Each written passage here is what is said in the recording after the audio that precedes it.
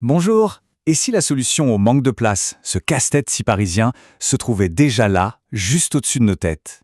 Transformer un grenier un peu oublié en une magnifique pièce de vie, c'est un projet qui fait vraiment rêver. Sauf qu'entre l'idée et le premier coup de marteau, il y a quelques étapes clés. Allez, on va voir ensemble comment on passe du rêve au concret. C'est la question qui change tout, n'est-ce pas? On cherche un bureau pour télétravailler au calme, une chambre en plus pour l'aîné, une salle de jeu, et si tout ça existait déjà, juste là, sous le toit. C'est une perspective qui, franchement, mérite qu'on s'y attarde. Bon, pour y voir clair et ne rien oublier, voici le plan de match. On va commencer par le rêve, l'inspiration, ensuite le test de faisabilité, crucial, puis comment on optimise l'espace, après on parlera chiffres, délais et paperasse, et on finira avec 2 points essentiels, l'isolation et la lumière. C'est parti! Première étape donc, le potentiel. Pourquoi est-ce que ce projet est si séduisant au fond? Parce que c'est bien plus qu'un simple gain de mètres carrés. C'est l'occasion de créer un espace vraiment à part, un lieu qui va répondre à un besoin précis. Et les possibilités, elles sont quasi infinies. Imaginez une suite parentale comme une bulle de tranquillité loin du reste de la maison, ou ce fameux bureau parfaitement isolé qui est devenu un must, ou encore le rêve des enfants, leur propre salle de jeu. Chaque projet, en fait, c'est un double gain. On améliore sa qualité de vie et on ajoute une vraie plus-value à son patrimoine. Ok, le rêve c'est bien, mais maintenant on passe au test de la réalité. C'est l'étape du diagnostic et elle est absolument fondamentale. Avant même d'esquisser le moindre plan, il faut avoir une certitude. Est-ce que la structure peut, oui ou non, supporter ce projet?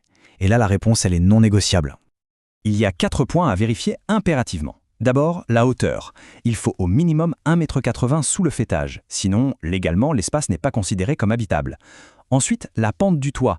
L'idéal c'est plus de 30 degrés. Plus la pente est forte, plus l'espace sera agréable à vivre. Troisième point, la charpente. Une charpente traditionnelle, c'est assez simple. En revanche, des fermettes industrielles, ça peut vite vouloir dire travaux lourds et coûteux. Et enfin, le plancher. Il doit pouvoir supporter une charge de 150 kg par mètre carré. C'est une norme de sécurité de base. Bon, la faisabilité est validée. C'est une excellente nouvelle. Maintenant, on peut passer à la partie la plus sympa, la plus créative, la conception.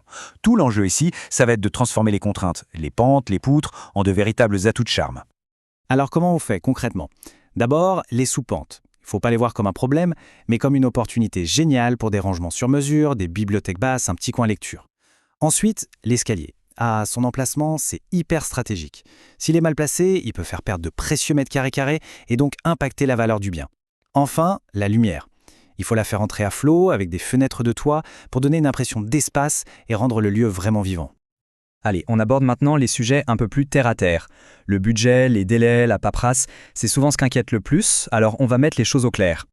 Bon, les chiffres. Le coût moyen, il va se situer entre 800 et 2600 € le mètre carré. C'est une sacrée fourchette, hein? Alors qu'est-ce qui explique un tel écart? Eh bien, ça va dépendre de l'état de départ des combles, de la complexité des travaux de structure et bien sûr du niveau de finition que l'on va choisir. Pour que ce soit plus parlant, voilà un exemple pour un projet de 40 mètres carrés. On voit bien les budgets pour l'isolation, le chauffage, mais ce qui est vraiment intéressant, c'est la ligne modification structurelle. C'est clairement le poste le plus variable et souvent le plus lourd. Ça peut aller de 10 000 à 30 000 €. Et ce graphique, il le montre très bien. La structure peut représenter quasiment la moitié du budget global, 45%. C'est une info capitale. Ça veut dire que le premier expert à appeler, c'est souvent l'ingénieur en structure, avant même de penser à la déco.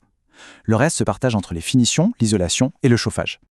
Côté administratif, pour faire simple, il y a 2 cas de figure.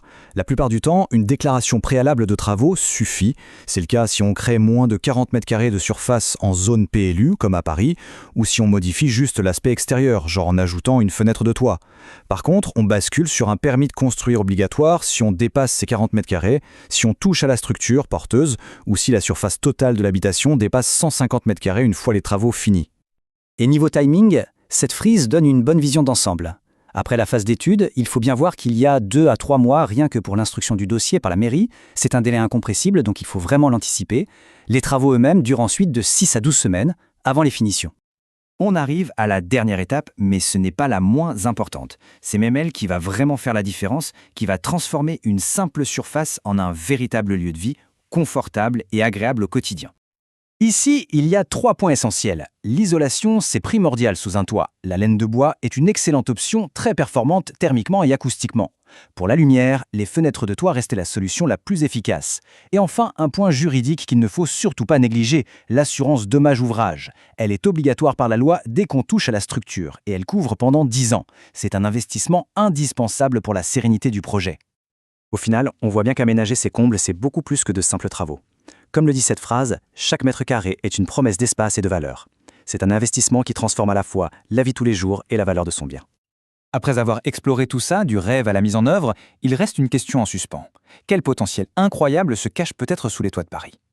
C'est une réflexion qui pourrait bien changer quelques perspectives et pas mal d'intérieurs.